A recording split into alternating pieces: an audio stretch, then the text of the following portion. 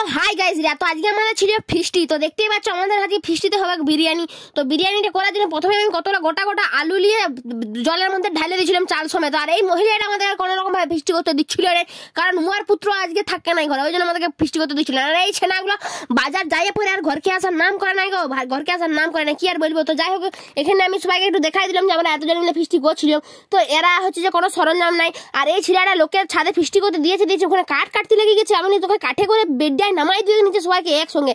তো আমাদের কোনো লাইট ছিল না, তো যাই হোক লাইট ছিল না ওই চার্জারের কাজ হচ্ছিল দিয়ে আমি এখানে কাঠ চুরি করতে চলে গেছি। যেখানে দেখতে কাঠ চুরির বিদ্যাটা দেখে লাগতো না, কাঠ চুরির বিদ্যা কেমন করে খোপা খপ নিতে হয় দিয়ে বগল দাবা করে একদম ছুটিয়ে দিয়েছি যে চ এবারে এগুলো নিয়ে যেতে হবে। দেখতে পেলে একদম ওগুলো করে সিফটি লাল করে দিবে। তো যাই হোক আমাদের এখানে মশলাপাতি রেডি করছি। তো আমাদের মশলাপাতি রেডি করার সময় হয়ে গেল 8:30 বাজে। তো মোটামুটি আমাদের এখানে দেখতে চাও সাদা বিরিয়ানি ফুটে গেছে। তো আলু সবাই দিয়েছিলাম, বেশিক্ষণ সময় লাগে না, ও ফুটে গেছে নামাই দিচ্ছি। তো দেখতে চাই এখানে আমি আর সঙ্গে ঝগড়া লেগে গেছি, আমাকে শুধু কাজ করা হচ্ছে, উনান ধরে মশলা করা সব আমি করছি। আর এদিকে দেখতে চোখে ধোঁয়া সব আমার চোখে এসে ঢুকে যাচ্ছে, কি আর বলবো, ধোঁয়াটাও ছাড়ছে না। তো এমনই এরা মশলা করেছে যে কি বলবো, দেখো দেখিনি তখন সব মশলা হয়েছে, উনান জ্বালিয়ে দিচ্ছে, দিয়ে দেখছি পেঁয়াজ কাটে নাই, দিয়ে আবার হচ্ছে পেঁয়াজ কাটবে, তো পেঁয়াজও কিনে আনে নাই, দিয়ে লোকের ঘরে পেঁয়াজ চুরি করে নিয়েছে। দেখতে খোপা খপ যত তাদের বেড়ে ছাড়িয়ে দিচ্ছে, মানে ছাড়িয়ে মশারি লিলি লেবে দিয়ে আমি এখানে একদম চুরি করার পরে মানে আমরা হচ্ছে বড় বড় চোর বটি ফিস্টির সময় চুরি করতে হবে। তো চুরি করে সোয়াগ দেখিয়ে দেখতে যাও রান্না বসিয়ে দিচ্ছে একদম পুরা। তো যাই হোক ওখানে কড়া বসে গেছে। তো আমাদের আজকের ফিস্টিতে মেন মেনু ছিল হচ্ছে যে সাদা বিরিয়ানি আর হচ্ছে যে মাংস কষা আর কি দিয়ে। যে এরা এখানে খেলা দেখতে বিরত লেগে গেছিল, মাংস এখানে কষা দিয়ে বসাই দিচ্ছে। আমরা মুরগির পাগুলো কিন্তু ফেলি নাই, মুরগির পা খেতে বেদম ভালো লাগে, বেদম। আমাদের দুজনের মধ্যে একটু ঝগড়া হয়ে যাওয়ার পরে আমি মশলা ফসলা ছিঁড়ে ফেলে দিচ্ছি একদম সানে।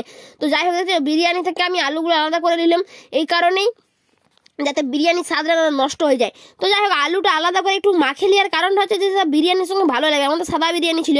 তো যাই হোক আমাদের এখানে দেখতে পাচ্ছ মাখিয়ে দিয়েছি একদম আলুটা, বেশ পেঁয়াজ কাঁচা পেঁয়াজ তেল লঙ্কা দিয়ে মাখা ছিল। মাখানোর পরে ওই জায়গাটা মানে একটু সেটাস করে পরিষ্কার করে দিই, কারণ ওরা খেতে বসবে তখন প্রায় 10টা বাজে গেছে। লুলু ছেলেদেরকে ফিস্টি করলে ওইটা জ্বালা হয়, মানে যত তাড়াতাড়ি না করতে হলে ততই জ্বালা, ঘুম পেয়ে যাচ্ছে, ঘর বানাবো। তো যাই হোক মাংস কষাও নামিয়ে দিচ্ছে, বিরিয়ানি আমাদের অনেক আগে হয়ে গেছে, দেখতে পাচ্ছ হাড়ির ভিতরে আছে। তো যাই হোক আমি বিরিয়ানি বার করে সবাইকে দিচ্ছিলাম। দেখছো বিরিয়ানিটা দেখতে শুধু সাদা বিরিয়ানি, মানে পুরো ফিট সাদা, এরকম বিরিয়ানি তোমরা কোথাও পাবে না। দিয়ে যাই হোক ওরা ঝোল মাখায় হলুদ করে দিয়েছে, মানে এবারে যেটা বিরিয়ানি মেন ফর্ম সেইটাতে চলে আসিছে।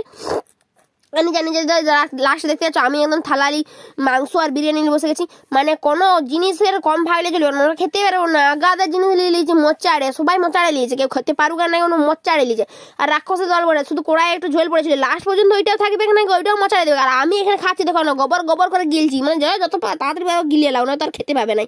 তো যাই হোক লাস্টে আমাকে দিয়ে দিয়েছে কোড়া মাঝি, আমি এমনই গিলেছি যে বলছে তোকে কোড়া মাঝি দেবে। তো যাই হোক আমি কোড়া মাঝি চলে এলাম। তো আমি কোড়া মাঝি। তো আজকের মতন টাটা।